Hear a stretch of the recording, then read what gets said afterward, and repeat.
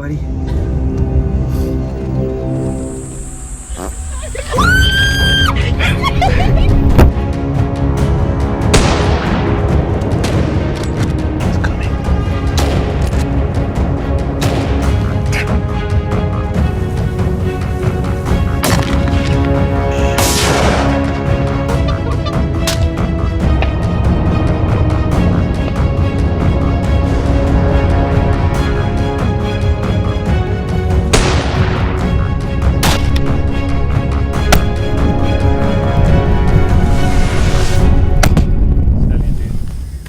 Congratulations, beautiful stallion.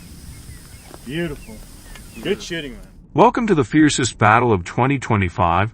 Every year, hundreds of traffic accidents occur not just in the United States, but also due to invasive species running onto the road. What can hunters do to stop them? Leave a comment with the number 1 to follow. The answer lies in the crazy and dramatic hunting moments we'd captured in early 2025.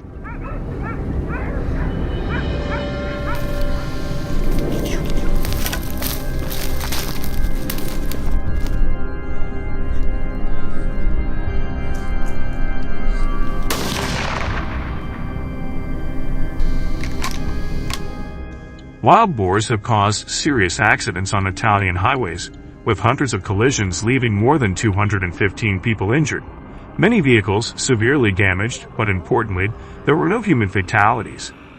An accident on the A1 highway caused more than 10 vehicles to be severely damaged, paralyzing traffic for hours with speeds of up to 25 miles per hour.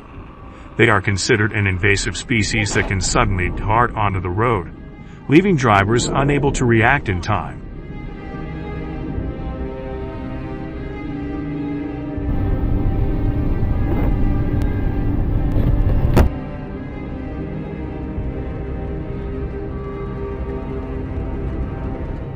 In addition to vehicle damage, wild boars also face serious consequences, with their carcasses causing traffic congestion and increasing the risk of secondary accidents. The total economic cost reaches $215 million each year, including vehicle repair costs, traffic delays, and cleanup expenses. So what would you do if a wild boar suddenly appeared in front of your car?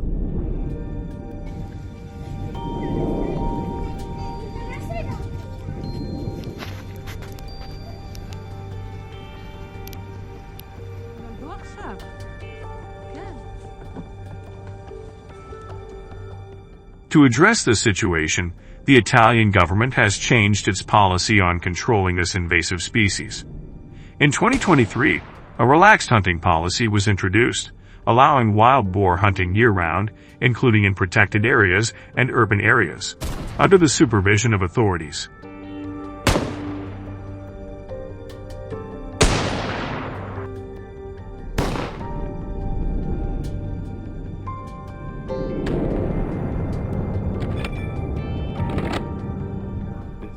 Night hunting is permitted for licensed hunters using infrared scopes and heat lamps, while strictly adhering to safety regulations. A group of hunters enters the area, armed with 38 Winchester rifles, powerful enough to take down this invasive species weighing over 220 pounds. The atmosphere is tense, and every step must be precise. If you're an experienced hunter, you're probably familiar with Italy's wild boar hunting policy.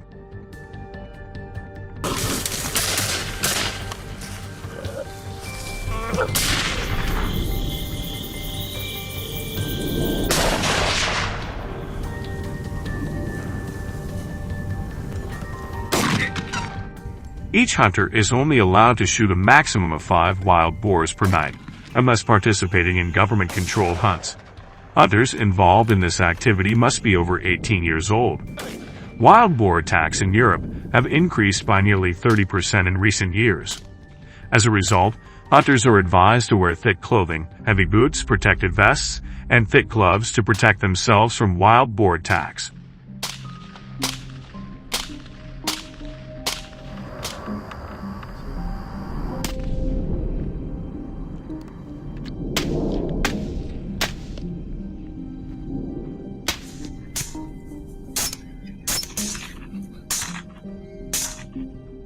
The terrain for wild boar hunting in Italy is very challenging during the day.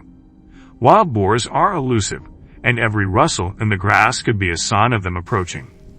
They have sharp senses and unpredictable behavior, making every moment tense. Hunters must learn to move carefully, use the wind direction to their advantage, and lie low to avoid detection. Alternatively, you can hunt in a group of at least 5 people. If you agree, please comment 1 below.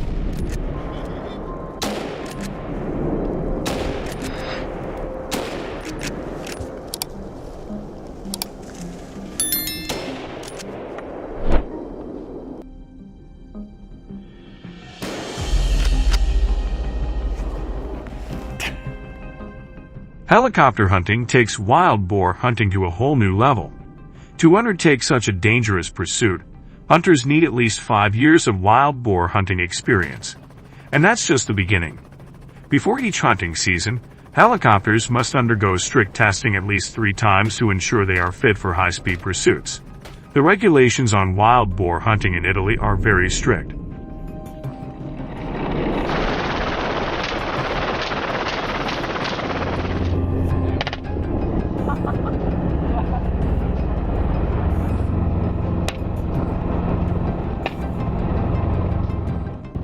Hunters must have a full license and approval from local authorities. While helicopter hunting is exciting, it is only allowed during a specific period from November to February.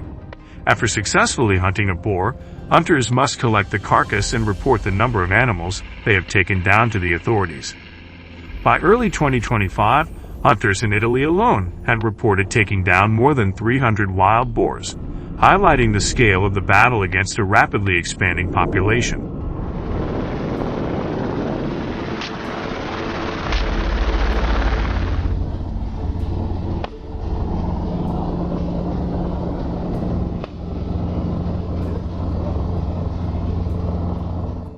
But the responsibility doesn't end there. Hunters must also properly handle the boar carcasses, ensuring they are processed into meat or disposed of in an environmentally friendly manner. After experiencing 100 moments of wild boar hunting in Italy, how do you feel? Please comment below if you agree with how the Italian government is handling the situation. Don't forget to hit the like button, and thank you for watching this video. Make sure to keep watching for more.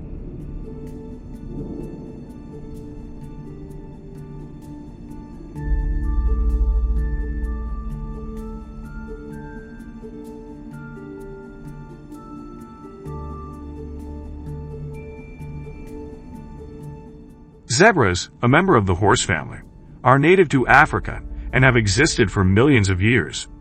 Their history dates back around 4 million years when their ancestors first appeared.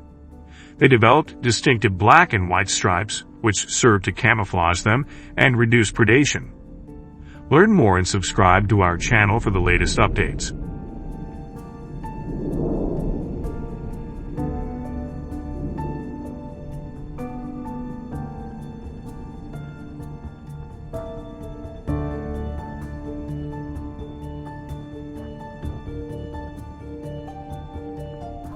Zebras live in herds and exhibit strong social bonds, often protecting each other from danger. They are active, intelligent, and communicate effectively through sounds and gestures. Not only are zebras a symbol of the wild, but they also represent the power and beauty of nature.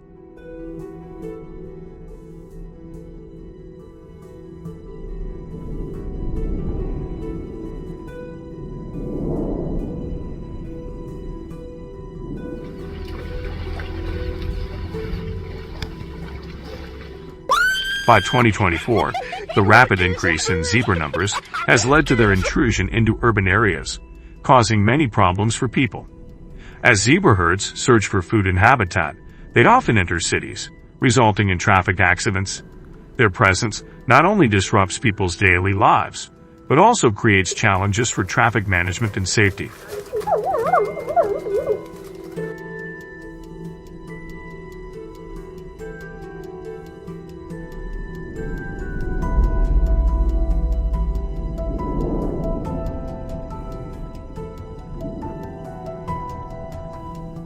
However, zebras are not only a nuisance in urban areas, but also cause serious damage to agriculture. They often invade fields, eat crops, and compete with livestock for food. This damage leads to significant financial losses for farmers, reduces yields, and affects their livelihoods. Controlling the zebra population has become urgent to protect agriculture and ensure the safety of rural communities.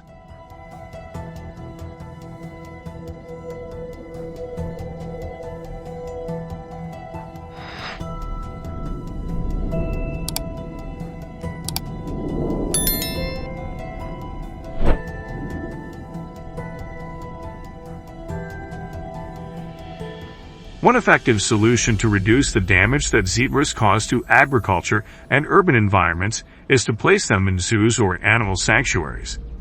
This not only helps manage zebra populations in a controlled environment, but also provides the public with an opportunity to learn about the species and celebrate its conservation value.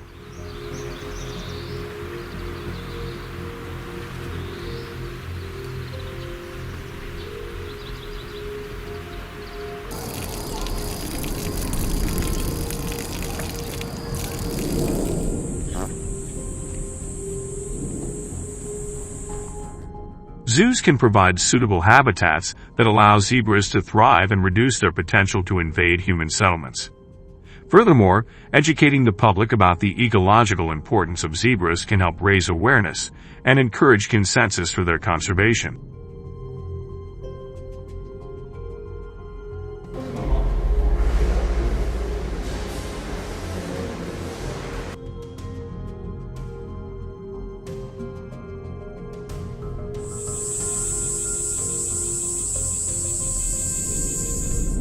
However, hunting is also a way to quickly reduce the damage caused by zebras. The government has allowed hunters to hunt to control their population. This policy not only helps limit the intrusion into urban and agricultural areas, but also creates a sustainable approach to protecting the environment and people's livelihoods. By managing the zebra population responsibly, hunters can contribute to maintaining the balance between humans and nature. Do you agree with this hunting method? If yes, like the video, and if no, leave a 2 in the comments.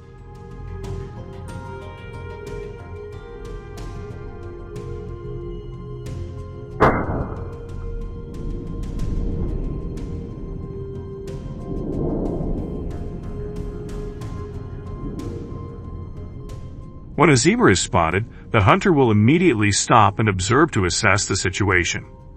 They need to keep a safe distance, avoiding scaring the zebras and causing them to run away. After determining the location and number, the hunter will find a convenient hiding place to approach. Before taking action, they will carefully check their equipment, ensuring that the gun and necessary tools are in good working order. Once ready, the hunter will plan a precise shot, aiming at the zebra's weak points to ensure an effective and humane shot. This careful approach helps minimize harm to the animal and ensures the hunt is conducted responsibly and ethically.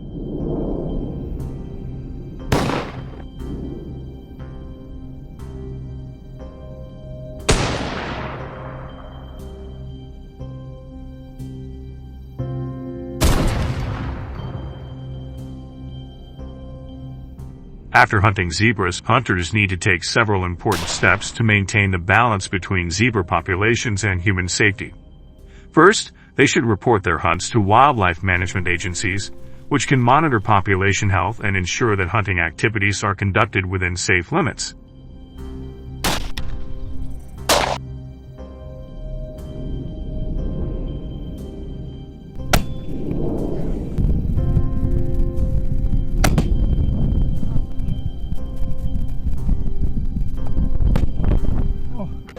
In addition, hunters should participate in conservation programs and educate the public about the importance of protecting zebra habitats. This helps raise awareness about the need to maintain healthy zebra populations while minimizing human-animal conflict.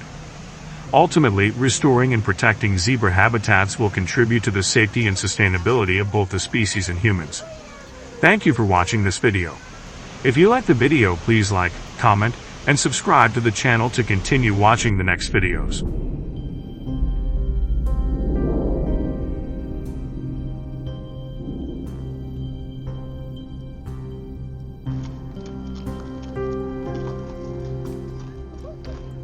do they have this kind of antagonistic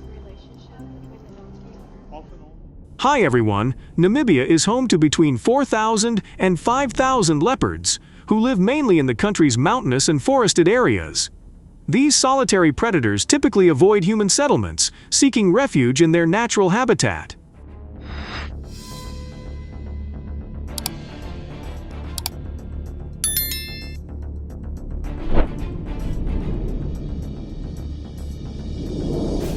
However, recent bushfires have forced leopards to encroach closer to human communities in search of food and shelter.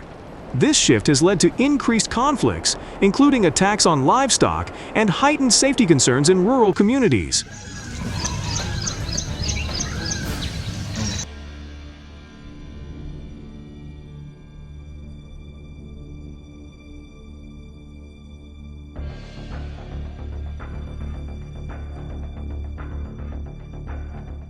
So what do these challenges look like in practice, and how can Namibia ensure the protection of both its people and its wildlife? Join us as we explore these issues, and don't forget to subscribe to our channel for the latest updates.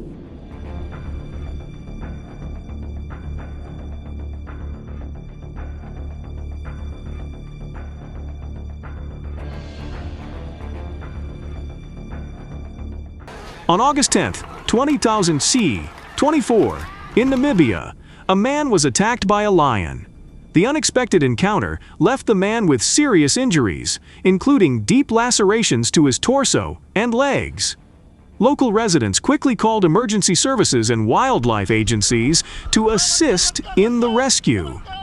The attack shocked the local community, raising fears of an increase in the presence of predators near human settlements and prompting calls for stricter measures to ensure public safety.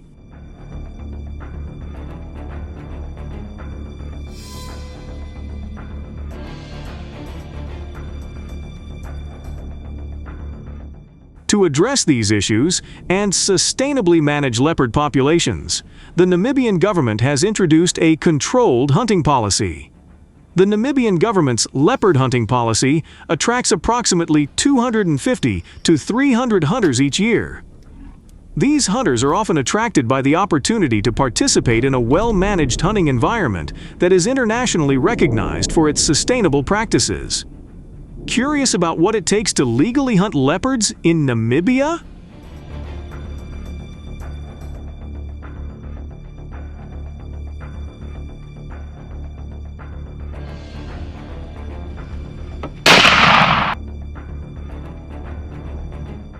To hunt leopards in Namibia, hunters need to obtain a leopard hunting permit.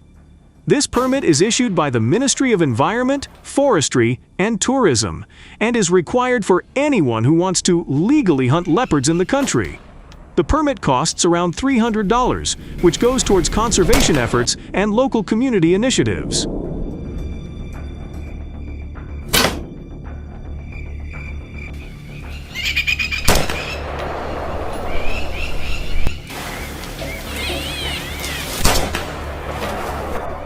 To ensure that leopard hunting in Namibia goes smoothly and efficiently, hunters from Texas and other areas often use large caliber rifles, known for their accuracy and power in taking down large predators like leopards with precision at various distances.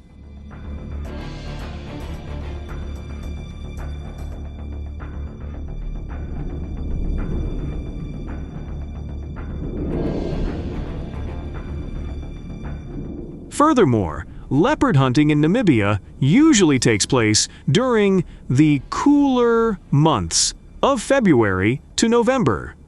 Additionally, hunters usually travel in groups of 2 to 4 people, accompanied by experienced guides who are familiar with the terrain and leopard behavior.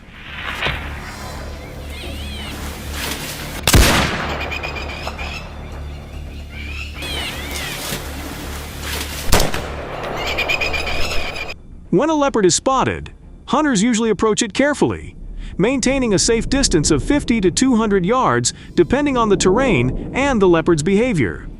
The size of the leopard is visually assessed to ensure it meets the standards for a hunt, with adult males usually being the primary targets. So what do you think is the most important factor hunters must consider when targeting a leopard for a quick and humane kill?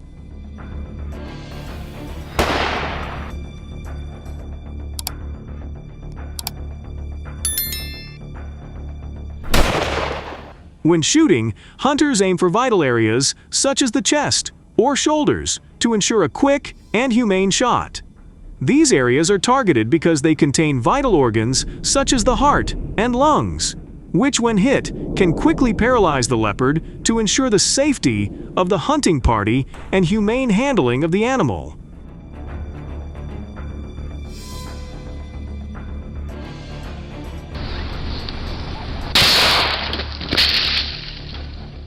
In particular, after a successful hunt, hunters are required to report the results to the relevant authorities in Namibia.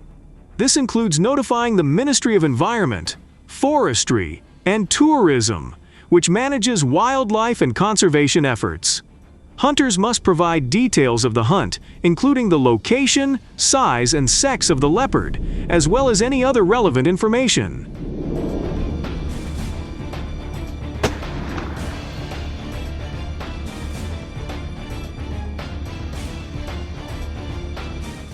This reporting process is vital for monitoring leopard populations and ensuring that hunting norms are adhered to, contributing to sustainable wildlife management in Namibia.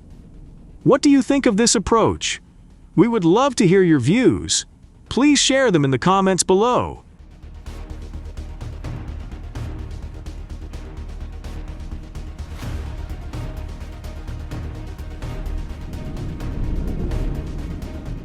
Hello everyone. The black bear population in the United States has increased to approximately 850,000 across North America, resulting in significant challenges.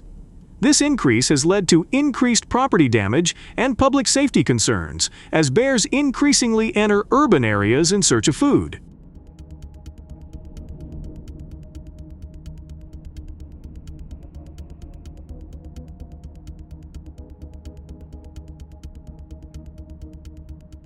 So what are the challenges these bears pose in the United States, and how are people managing them? Join us as we explore these issues, and don't forget to subscribe to our channel for the latest updates.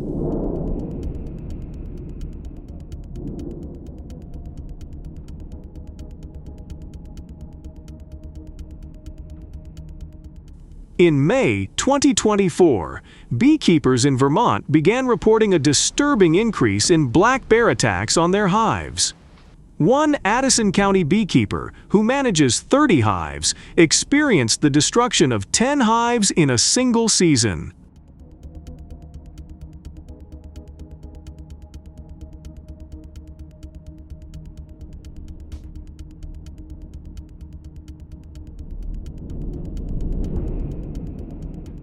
The loss equates to about 500 pounds of honey, resulting in a financial loss of about $7,500, including the cost of replacing the hives and the lost honey production. Similarly, in the town of South Lake Tahoe, black bear encounters have increased significantly over the past few years.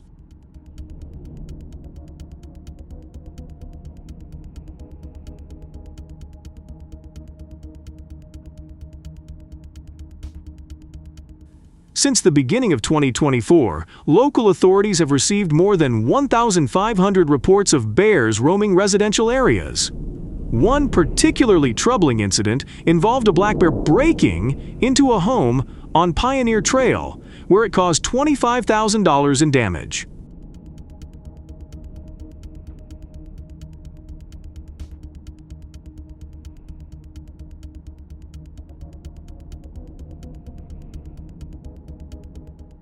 Surprisingly, this bear attracted a lot of attention when it was seen running around Factoria. The bear broke kitchen windows, ransacked the refrigerator, and destroyed furniture and other items in the home before wildlife officials were able to safely remove it. With such incidents on the rise, how do you think communities can balance coexistence with the need for safety to protect both the community and the national economy?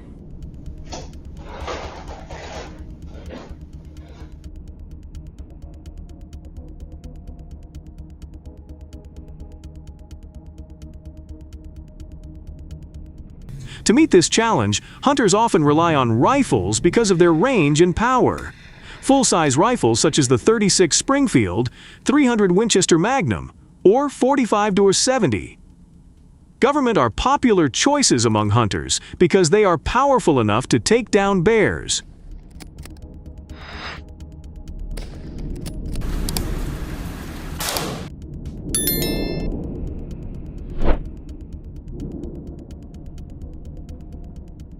To increase their chances of success, hunters often bring hunting dogs with them. These dogs are equipped with protective gear and GPS collars that help them track and locate black bears. The dogs sniff out traces like bear scat and scents, and hunters track their movements using the GPS collars.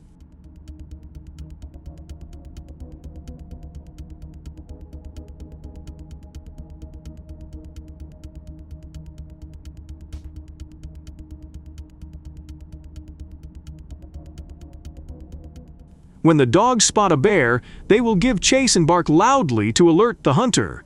The dogs will then either surround the bear or push it up a tree, where they will surround the base of the tree to keep the bear in place. Once the hunter arrives and has a line of sight of the bear, they will carefully assess the situation to determine the best angle to shoot for a clean, ethical shot.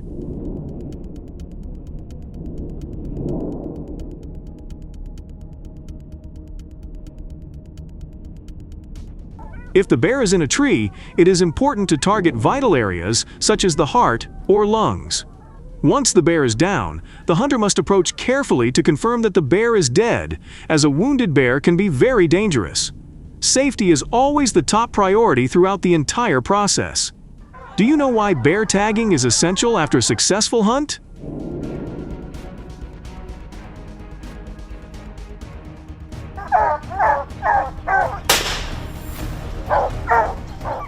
Finally, the hunter must tag the bear according to state regulations. This usually involves attaching a tag to the bear's ear or paw, proving that the hunt was legal and took place during the permitted season. What do you think of this method? We'd love to hear from you, so share your thoughts in the comments below.